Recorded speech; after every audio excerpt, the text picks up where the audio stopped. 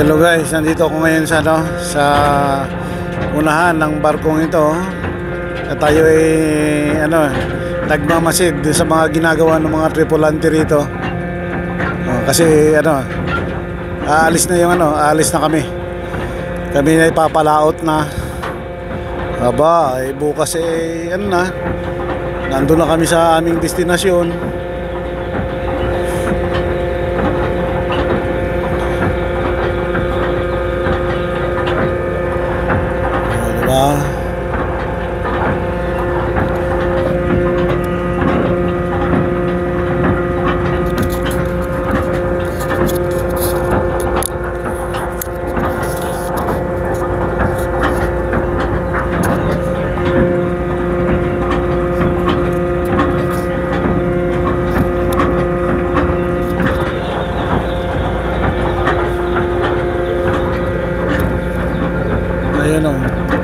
Bawal pa tayong gumala dun sa kasi hangga't hindi pa naiayos yung yung angkla.